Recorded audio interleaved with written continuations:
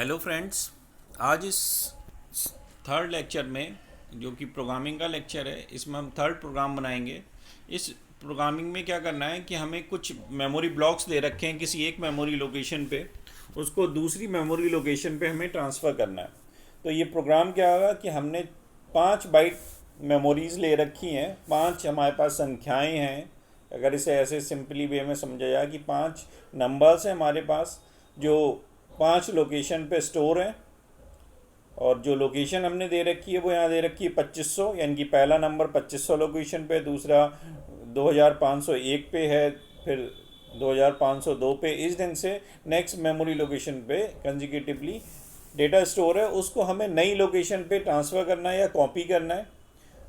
2500 से हमें 2600, 2501 वाले को 2601, इस ढंग से हमें मूव कराना है डेटा को। तो ये चीज़, इस चीज़ का हमें प्रोग्राम असेंबली कोड या 8085 में कैसे करेंगे वो हम आगे देखते हैं।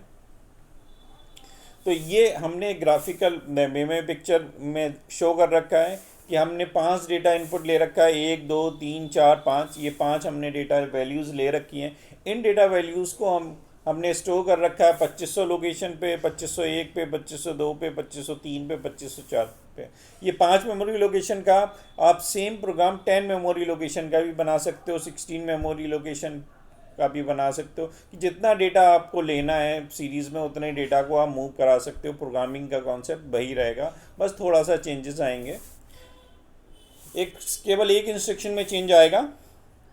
तो इस डेटा को, ये 5 जो संख्याएं हैं, इन 5 संख्याओं को हमें दूसरी मेमोरी लोकेशन 2600 वाली लोकेशन पे मूव कराना है।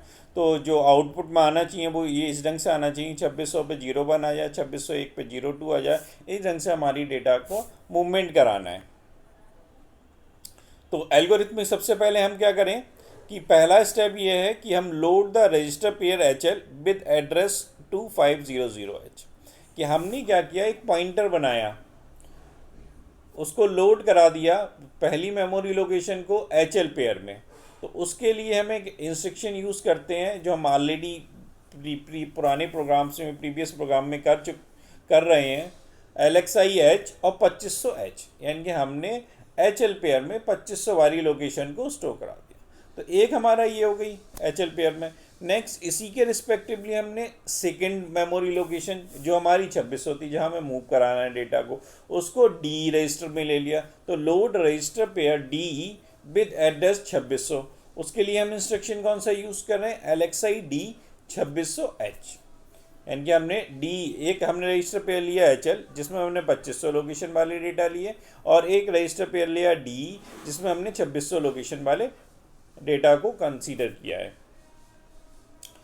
फिर नेक्स्ट स्टेप क्या है कि जो 2500 मेमोरी लोकेशन यानी कि एच एल पेयर में जो डेटा है उसको हम कैसे ट्रीट करते हैं, एज ए मेमोरी ट्रीट किया जाता है। प्रीवियस प्रोग्राम में हमने अगर 2 नंबर को घटाने का प्रोग्राम करा हो या 2 नंबर के एडिशन का प्रोग्राम करा हो, दोनों में ही हमने यही कॉन्सेप्ट यूज़ किया कि H L pair is indirectly indicate the memory.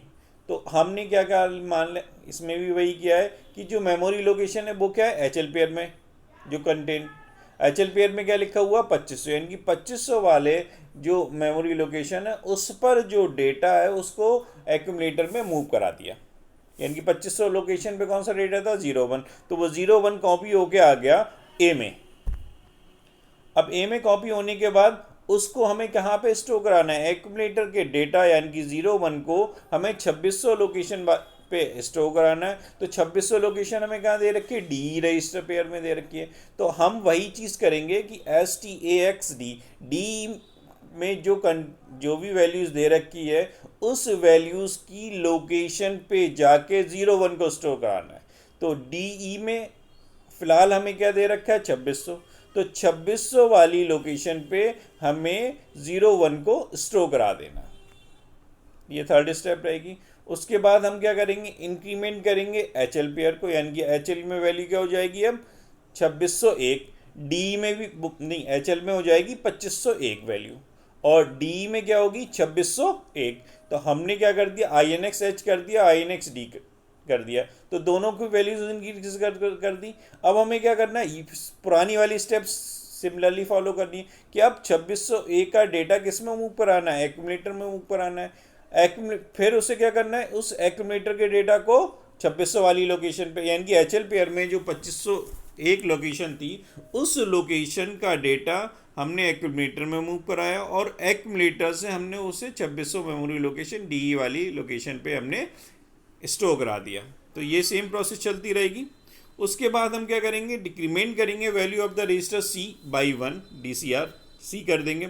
अब हमने यहाँ पे DCR सी क्यों लिया, हमने काउंटर डिज़ाइन करा है कि वो लूपिंग में चलता है, जैसे हम करते हैं फॉर आई बराबर 0 से आई इज़ लेस देन 5, क्योंकि अगर हमें 5 मेमोरी लोकेशन को सी में मूव कराना हो तो हम फॉर का लूप लगा देते हैं कि पहला मूव हो जाए, फिर दूसरा मूव हो जाए तो तीसरा, जैसे ही मूवमेंट होता रहता था तो आई बराबर 0 से इनिशियलाइज किया, आई इज़ लेस देन 5 तक चले और आई माइनस माइनस होता रहे या प्लस प्लस होता रहे। इस ढंग से हम ये करते हैं। यहाँ पे हमें प्लस प्लस ना करके हमें माइनस माइनस करना है, तो हम क्या करेंगे, हम आई बराबर 0 ना करके आई बराबर 5 कर दें कि फिफ्थ बाय, और फिर उसके बाद उस काउंटर को 0 तक डिक्रीज करा दें।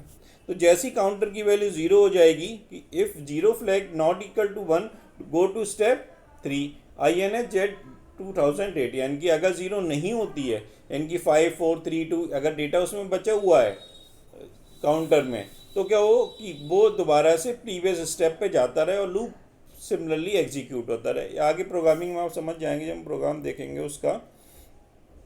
तो इसके लिए हम इंस्ट्रक्शन यूज़ करते हैं जंप नॉट 0 2008। तो ये प्रोग्राम हमने यहाँ शो कर रखा है कि पहला जो इंस्ट्रक्शन है MBI C05, यानी हमने काउंटर बना दिया, सी रजिस्टर में 05 वैल्यू ले ली और वो कौन सी लोकेशन पे जाके अगर प्रोग्राम स्टोर करा रहे हैं 2000 मेमोरी लोकेशन पे जाके स्टोर हो रहा है। सिमिलरली उसके बाद LXI H यूज़ किया तो हमने 2500 वाली लोकेशन को HL पेयर में मूव कर दिया, ये हमने पहले भी बताया। फिर LXI D, यानी कि DE पेयर में 2600 लोकेशन हमने मूव करा दी। अब क्या कराया, मूव A, M, यानी कि 2500 वाली लोकेशन पे जो डेटा है वो एक्यूमुलेटर में चला जाए। एक्यूमुलेटर में जाने के बाद फिर क्या हो, STAX एक्यूमुलेटर का डेटा DE पेयर में चला जाए। तो एक्यूमुलेटर का डेटा कितना आया 01, एक्यूमुलेटर में जो था वो अब कहाँ चला जाए, 2600 मेमोरी लोकेशन पे स्टोर हो जाए। तो हमने STX D, क्योंकि D में अभी फिलहाल क्या रखा हुआ है, 2600 रखा हुआ है। फिर उसके बाद INX H, यानी कि अब H की वैल्यू क्या हो जाए, 2501 हो जाए। INX D, D की वैल्यू क्या हो जाए, 2601 हो जाए। और फिर हमने क्या, DCR C, यानी कि 5 वैल्यूज़ को हमें ट्रांसफ़र करना था, एक वैल्यू ट्रांसफ़र हो गई, अब कितनी बची हमारे पास, 4 वैल्यू। तो हमने क्या कर दिया, DCR C की वैल्यू डिक्रीज हो जाए, यानी कि अब क्या हो गई, 4 हो गई। और कब तक चले कि जंप नॉट 0, जब तक कि C की वैल्यू 0 ना हो जाए तब तक हमारा यही प्रोसीजर चलता रहा। यानी कि अब क्या होगा कि ये दोबारा से 2008 वाली लोकेशन पे चला गया। तो यहाँ पर क्या लिखा हुआ है कि मूव A, M में क्या डेटा है, 2501 कहाँ चला जाएगा, अब एक्यूमुलेटर में चला जाएगा डेटा। उस एक्यूमुलेटर के डेटा को फिर हम D में ले जाएंगे, वो कहाँ कौन सी लोकेशन पे चला गया, 2601। फिर डिक्रीज करा INX H करा दिया, INX D करा दिया, यानी कि अब क्या हो गई, H की वैल्यू 2502 और D की वैल्यू 2602 और DCR की वैल्यू क्या हो गई, फिर डिक्रीज करा दिया, पहले 5 से 4 हुई थी, अब हो गई 3, इनकी 2 डेटा मूव कर गए और 3 डेटा हमारे पास जब तक कि 0 ना जाए फिर हम मूव कराएंगे। तो नेक्स्ट स्टेप में क्या होगा, जो 2 वाली लोकेशन का डेटा था वो 2602 पे चला जाएगा, 2502 वाला, और फिर वैल्यूज़ की इंक्रीज़ करा देंगे, फिर डिक्रीज़ करा देंगे, उसकी वैल्यू 2 हो जाएगी DCR C की। इस ढंग से लास्ट में क्या हो जाएगी, वैल्यू 0 हो जाएगी C की। और जैसे ही C की वैल्यू 0 हो वो क्या हो जाए, जंप ना करे, जंप नॉट 0। जब नॉट 0 थी तब तो जंप कर रहा था, लेकिन अगर 0 हो गई तो जंप नहीं करेगा। और इंस्ट्रक्शन कौन सा यूज हो जाएगा, है HLT किस लिए यूज़ करते हैं, स्टॉप करने के लिए प्रोग्रामिंग को। तो इसको आपको थोड़ा सा ध्यान से पढ़ना है, ये लूपिंग का कॉन्सेप्ट है। और आपको अगर समझ में आया हो